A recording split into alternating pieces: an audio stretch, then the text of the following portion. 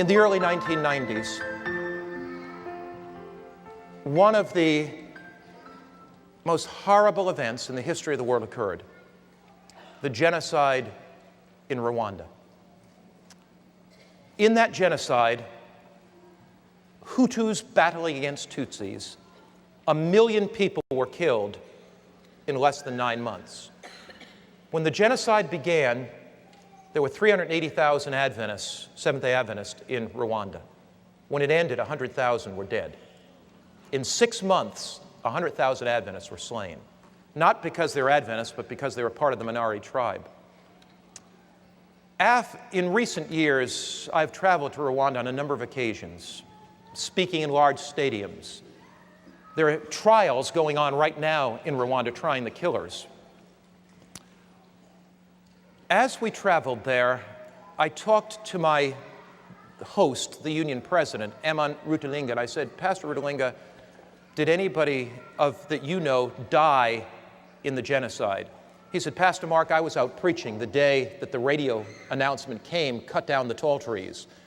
And when the radio announcement came, cut down the tall trees, tens of thousands of militia, largely young people with machetes, ran through the streets, killing every Tutsi they could see. The killing was so great that the bodies stacked up in the streets and dogs came and ate them. The killing was so great that they threw thousands of bodies into the river, and the river was clogged with bodies. Pastor Rutalinga was out preaching as union president. The militia came into the church, brought out his wife, his 3 children, his grandchildren, and killed them outside the church that day. I talked to the conference president. "Did you lose anybody?" He said, "Yes, I did." I said, "Who did you lose?" He said, "I lost my wife, my 7 children." I talked to my driver. "Did you lose anybody?" "Yeah, I lost 47 members of my family. I'm the only one that survived." As I talked to them, Pastor Eman Rutalinga said to me, he said, "Mark, I want you to meet a woman. And when you meet her, your life will be changed forever. Her name is Adele Selfu." And so we got in the truck and we went out this rough road, back country, outside of Kigali in Rwanda. And Pastor Rutalinga told me the story as we went. This woman had been with her husband when the killers came, and she held his hand as they put a machete and split his head open, and as they hit him in the neck and they murdered him. She was there. And Pastor Eman Rutalinga said, "Mark, I believe she will tell you the story." As I walked into her house, I saw a picture of her pastor, Seventh-day Adventist pastor husband, on the wall. And in respect, I simply walked over and stood and looked at the picture. And I thought about what it would be like if I were holding my wife's hand and somebody ran to me, and the horror that she would go through as they split my head open with a machete. As we sat down, we made small talk for a while, and Mrs. Selfu came in the room. And I broached the subject very carefully. I said, "Sister Selfu, I understand you were with your husband when the militia hacked him to death. It may be very difficult to talk about it, but would you like to share it with me?"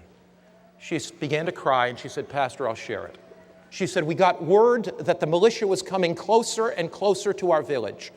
We fled with 45 others to a Catholic church in the basement. We thought it would be a hiding place and they may go by the church.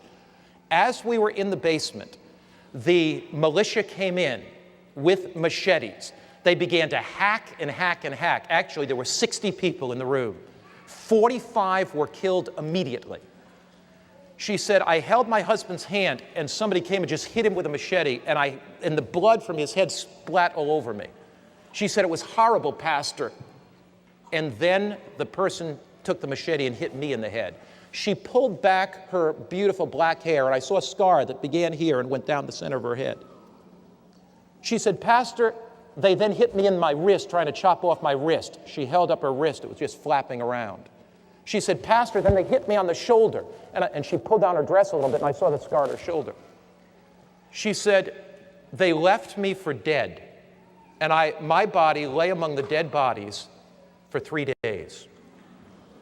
At the end of 3 days, the militia had moved on.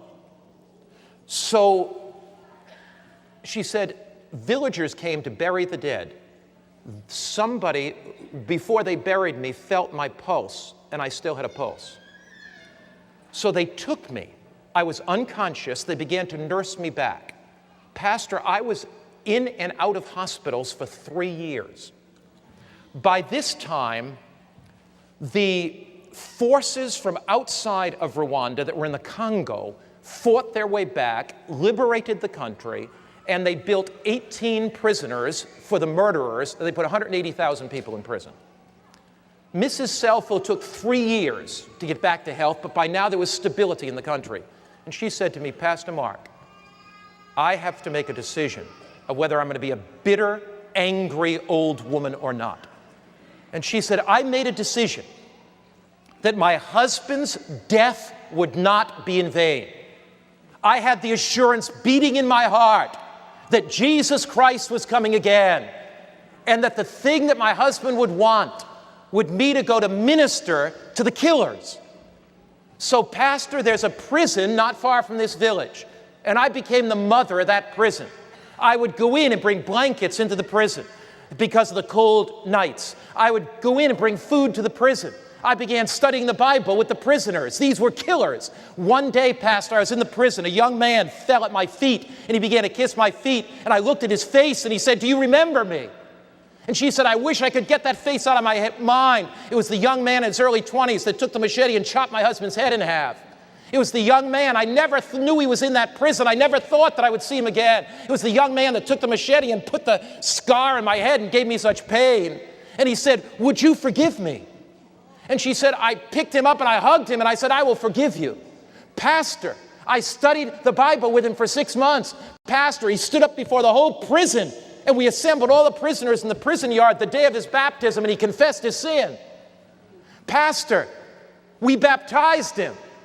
Now, Pastor, he got amnesty after a few years and was let out of the prison. But here's the problem. His father and mother were killed in the genocide. He had no place to live. Pastor, I adopted him as my son. Would you like to meet him? My heart was beating. Beads of perspiration stood out of my head. I looked at the pastor's picture, who this man had killed. I thought a killer was going to walk through the door. And Louis walked through the door. A gentle smile on his face, a sparkle in his eyes. And Mrs. Selfo walked over and put her arms around him. And she said, let me introduce you to my adopted son. She said, one day when Jesus comes, all the suffering will be worth it all. One day that Jesus comes, all the heartache will be worth it all. One day that Jesus comes, all the burdens will be worth it all. One day when Jesus comes, the past will be gone. She said, what inspires me is the forward look. Jesus is coming again. Is there something in your heart right now that needs to be dealt with? Have you been harboring some bitterness? Is there some sin secretly in your life? If God can transform Adele Selfu, if God can take that woman and take any bitterness, any anger out of her heart, God can do miracles in your life. The backward look leads you to the cross and forgiveness.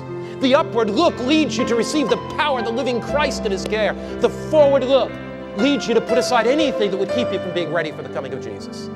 There is nothing worth clinging to. As we bow our heads to pray, is there somebody here today that you just want to lift your hand and say, Lord, I need the forgiveness. I need the forgiveness that you only can give. Lord, I need that forgiveness.